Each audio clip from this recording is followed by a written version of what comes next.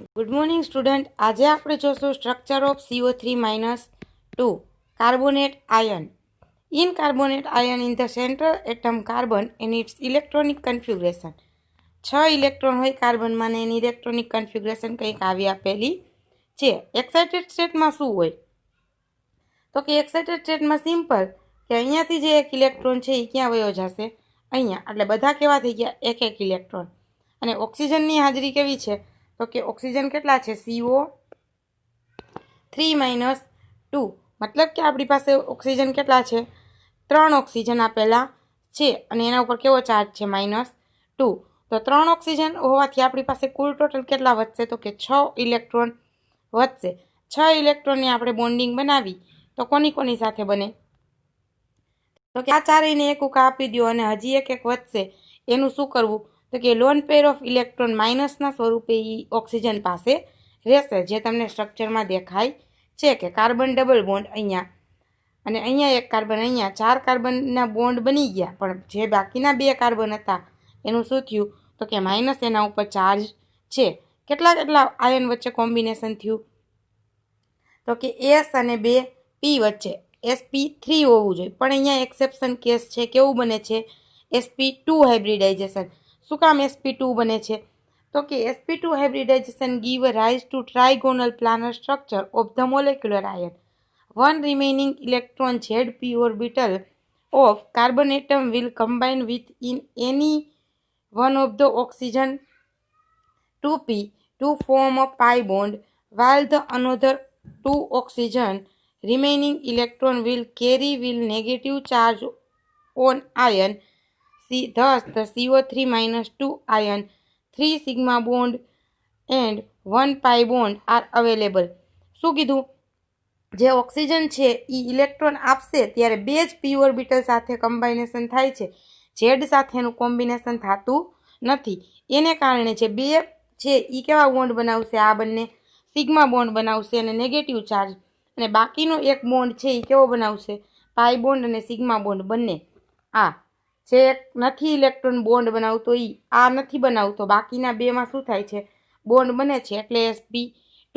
અને એને કારણે આ સ્ટ્રક્ચર આખું જીઓમેટ્રી એની કેવી થઈ જાય છે? ચેન્જ થઈ જાય છે. નહીંતર sp2ની કેવી હોવી જોઈએ? તો કે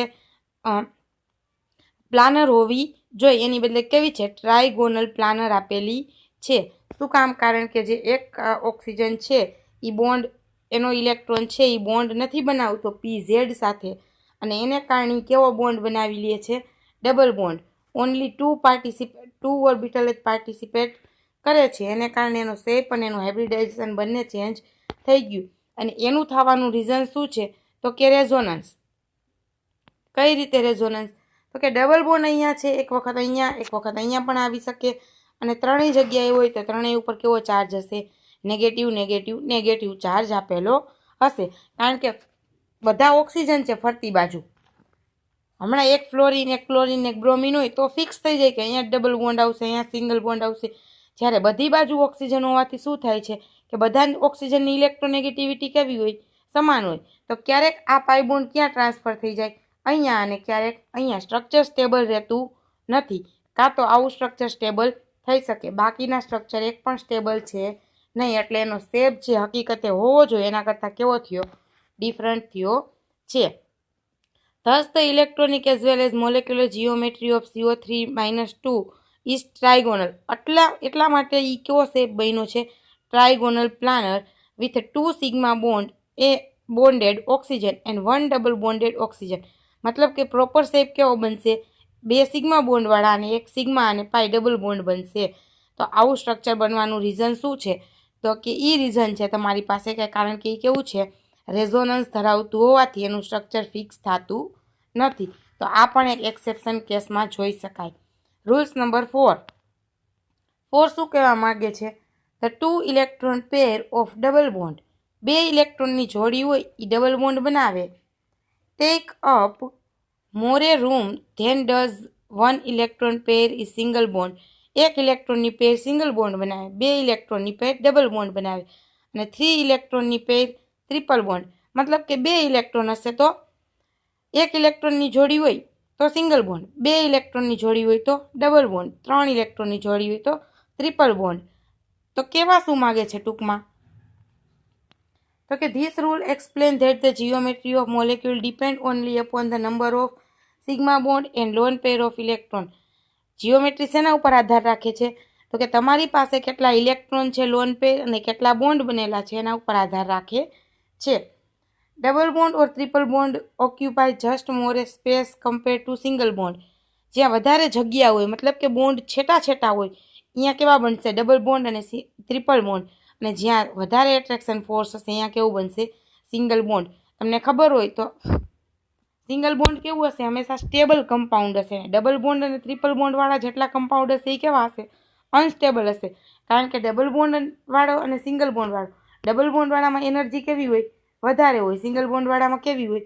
ઓછી હોય. તેથી આ કેવું હશે? સ્ટેબલ હશે. જ્યારે આ કેવું હશે? અનસ્ટેબલ હશે. They do not affect the shape of the molecule. These rules also account fact. Single bond વધારે એને એના બોન્ડ ઉપર ઇફેક્ટ કરતું નથી. કઈ રીતે? તો કે એ સ્ટેબલ હોય. સિંગલ બોન્ડ હોય તો વધારે ફોર્સ લગાડવામાં આવે તો જ એ બ્રેક થાય. એની જગ્યાએ સી ડબલ બોન્ડ ઓ હોય,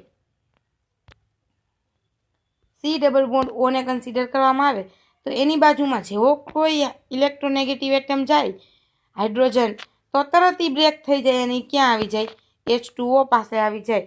એની જગ્યાએ જો ખાલી CO હશે,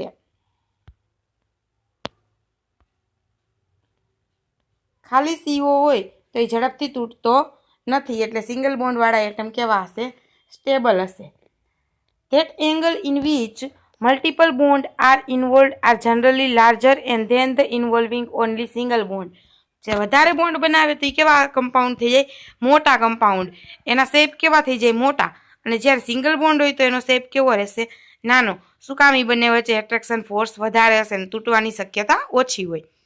It should be noted that when the double bond is more atom less electronegative than those to which a single bond are directed to operate. Rule number 3 reinforce the effect. Rule number 4 prediction the construction length of the bond are also possible to using those rule. For example, શું આપ્યું છે? તો કે single bond વાળા compound કેવા હશે? નાના હશે. ને ડબલ બોન્ડ વાળા કમ્પાઉન્ડ કેવા હશે? મોટા હશે. ફોર એક્ઝામ્પલ આપણે જોઈએ તો આ FCF છે, સિંગલ બોન્ડ છે બધામાં, તો એનો એંગલ કેવો બન્યો? 108. જ્યારે સી ડબલ બોન્ડ O છે તો એનો કમ્પાઉન્ડનો બોન્ડ કેટલો છે? 126. તો બોન્ડ એંગલ કોનો વધારે છે? તો કે આ કમ્પાઉન્ડનો. શું કામ? એમાં ડબલ બોન્ડ છે એટલા માટે.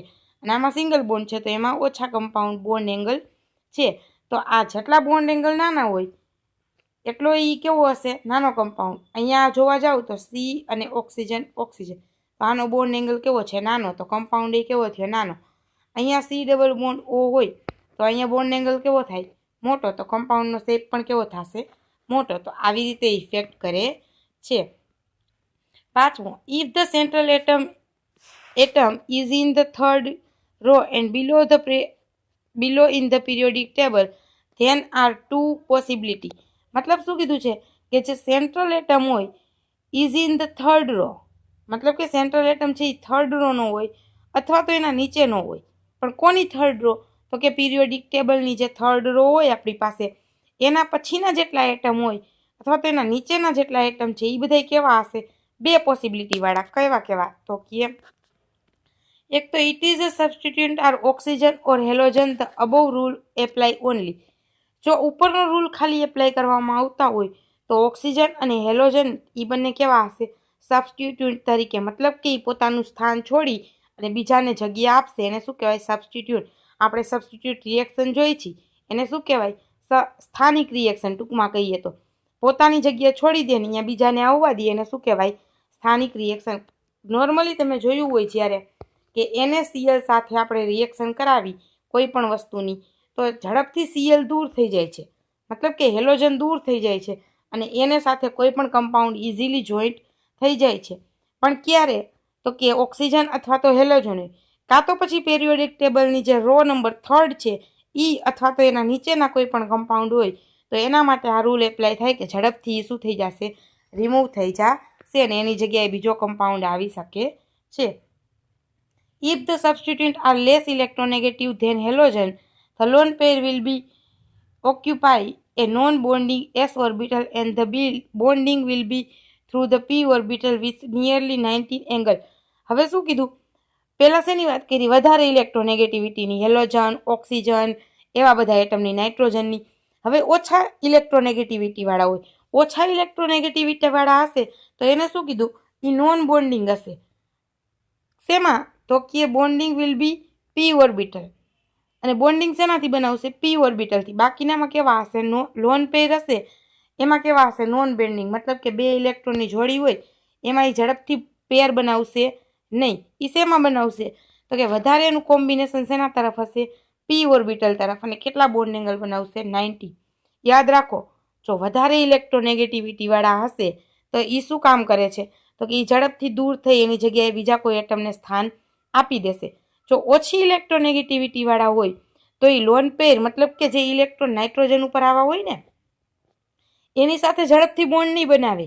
એ પી ઓર્બિટલ જેની ખાલી હશે એની સાથે ઝડપથી બોન્ડ બનાવશે. અને કેટલા બનાવશે? તો કે 90 ડિગ્રીના અથવા તો એનો 93 એંગલ હશે bond. thus the RS Degro suggests the example. કયું એક્ઝામ્પલ આપ્યું? તો કે આ એક્ઝામ્પલ આપેલું છે. બોન્ડ એંગલ કેટલું છે એનું? 104. આ શું કામ કરે છે? તો કે Cl દૂર થઈ જશે અને એની જગ્યાએ કોઈ બીજું સ્થાન લઈ લેશે. Rule number 6. If there are 5 or 7 electron pair in the valence shell, then the pair arranged nearby more other electron pair will be situated far from the center. મતલબ કે વધારે ઇલેક્ટ્રોન પેર, વધારે એટલે કેટલા? તો કે 5 અથવા તો 5 કરતાં વધારે, 5 અથવા તો 7 જેવા ઇલેક્ટ્રોન પેર હોય તો એ શું કામ કરશે? તો એ કે બીજા ઇલેક્ટ્રોનની પાસેથી પેર હશે જેની પાસે બીજા પાસે, ધારો કે નાઇટ્રોજન પાસે એટલી બધી પેર નથી હોતી. તમને એક્ઝામ્પલ આપેલું છે PCl5, ClF6, F3. એ બધા પાસે પી પાસે શું હશે? 5 અથવા તો 7 ઇલેક્ટ્રોનની પેર હશે. અને એ ઇલેક્ટ્રોનની પેર કોને એટ્રેક્ટ કરશે? તો કે જેના પાસે વધારે ઇલેક્ટ્રોન હશે એની પાસે. તો વધારે કોની પાસે હોય? વધારે ઇલેક્ટ્રોનેગેટિવિટી કોણ ધરાવે છે? તો કે હેલોજન. તો કે ક્લોરીન ને એવા જે હશે એ ઝડપથી એટ્રેક્ટ કરીને એ બોન્ડ બનાવી લેશે. In other word, PCl5 has a 5 electron pair in a valence shell. એમાં કેટલા છે? તો કે 5 છે PCl5માં. In which 2 axial pair are repelled by the 3 equatorial pair, which is equatorial pair is repelled by only the 2 axis pair. Thus, the axial electron pair will be remain somewhat far from the central minimum. The repulsion and hence the axial bond length will be longer and then the equatorial. શું કીધું તમને? કે જેની પાસે 5 થી 7 electron lone pair હશે એ બીજા electron સાથે બોન્ડ બનાવશે. પણ એ બોન્ડ કેવા હશે? લોંગર બોન્ડ હશે. મતલબ કે શોર્ટ બોન્ડ નહીં હોય. એની જે બોન્ડ લેન્થ તમે મેઝર કરો, તમને ક્યાંય ખબર હોય તો આપણે શું લેન્થ મેઝર કરી? બોન્ડ લેન્થ મેઝર કરી કે કાર્બન અને કાર્બન વચ્ચેને બોન્ડ લેન્થ શું છે? તો એની ઓછી હશે. શું કામ? એની પાસે લોન પેર એટલા બધા નથી. પણ PCl5માં જ્યારે તમે કન્સિડર કરવા જાઓ તો PCl5માં એના બોન્ડ કેવા હશે? થોડાક મોટા હશે. અને એને બોન્ડ લેન્થ પણ કેવી હશે? મોટી હશે. કારણ કે એની પાસે લોન પેર ઓફ ઇલેક્ટ્રોન વધારે છે. આના ઉપરથી એવું કન્ક્લુઝન આપી શકાય કે જેના બોન્ડ હશે, જેની ઇલેક્ટ્રોનેગેટિવિટી વધારે હશે એના બોન્ડ લેન્થ પણ કેવી હશે? વધારે હશે. તો અહીંયા તમે જુઓ બોન્ડ લેન્થ આપેલી છે. એ આપણે કેલ્ક્યુલેશન કરવી પડે એમને, નહીતર સિમ્પલી યાદ રાખી લ્યો. કોઈ પણ બેની યાદ રાખી લ્યો તો પણ ચાલે. તો આની આપણે જોઈ તો શું કીધું? એક્સિયલની કેવી છે? વધારે છે. કોના કરતાં? તો કે ઇક્વાટોરિયલ કરતાં. શું કામ એવું? તો જુઓ, આ એક્સિયલ અને સાઈડમાં હોય એને શું કહેવાય? ઇક્વાટોરિયલ. આ જે છે એક્સિસ ઉપર જ બોન્ડ બનાવ્યો, કાર્બન અને કાર્બનનો હોય તો એક્સિસ ઉપર હશે તો એનો બોન્ડ લેન્થ કેવી હશે? વધારે હશે. જ્યારે એક્સિયલ ઇક્વાટોરિયલ ઉપર હશે તો એની બોન્ડ લેન્થ કેવી હશે? ઓછી હશે. કારણ કે એ કેવું હશે? નજીક હશે ને એટ્રેક્શન ફોર્સ વધશે તો આ બંને વચ્ચે ઓછી અને આની વચ્ચે કેવી હશે? વધારે હશે. આમાં પણ એવું જ જોવા મળે. દરેક કેસમાં તમને સેમ જોવા મળશે કે એક્સિયલની વધારે અને ઇક્વાટોરિયલની ઓછી. તો આવી રીતે 6 રૂલ એકદમ સિમ્પલ છે. બધું લખવાની જરૂર નથી, નહીં તો તમારે 3-4 પેજ ભરાઈ જશે. થોડુંક ઇન્ટ્રોડક્શન આપી દો. જે મેઇન લાઇન આપેલી છે તમને અંડરલાઇન વાળી એ લાઇન લખો અને એક એક્ઝામ્પલ આપી દો. તમારું કામ પૂરું. અને જો ખાલી તમને એક જ પૂછવું હોય કે કોઈ પણ રૂલ એક્સપ્લેન કરો તો તમારે ડિટેલમાં લખવું પડે. પણ તમને 5 માર્કમાં પૂછશે અથવા તો તમને એક્ઝામ્પલ કોઈનું પૂછે કે આનો બોન્ડ એંગલ શું છે કે આની બોન્ડ લેન્થ શું છે તો તમારે એનો આન્સર કરવાનો થાય અથવા તો એમ પણ પૂછે કે અહીંયા ધારો કે તમને અહીં પૂછે કે આ બંનેમાંથી બોન્ડ એંગલ કોનો વધારે હશે તો તમને રૂલ્સ ખબર હોવી જોઈએ કે જેની ઇલેક્ટ્રોનેગેટિવિટી વધારે એનો બોન્ડ કેવો હશે ઓછો હશે તો તમે ઓટોમેટિકલી કહી શકો કે આ હશે તો તમને 5-6 રૂલ હતા એ 6 રૂલ્સ આમાં વચ્ચે વચ્ચે સ્ટ્રક્ચર આવ્યા છે એ સ્ટ્રક્ચર અને એના રૂલ્સના એક એક્ઝામ્પલ આવડવા જોઈએ બાકી કંઈ વધારે જરૂર નથી કે આટલું જે લખેલું છે એ લખાણ લખવું જોઈએ મેં તમને અંડરલાઇન કરીને અંડરલાઇન વાળું આપણે મેઇન લખવાનું અને બાકીનું કોમન તમારે એક એક્ઝામ્પલ યાદ રાખવાનું બાકીનું કશું લખવાની જરૂર નથી હવે મોલેક્યુલર ઓર્બિટલ થિયરી ચાલુ થાય છે એ આપણે કાલથી ચાલુ કરીશું એક આખો જુદો જ પાર્ટ છે અને ઉપરનો હતો એ જુદો હતો એ પૂરો થઈ ગયો હવે આપણે નવું કાલથી ચાલુ કરીશું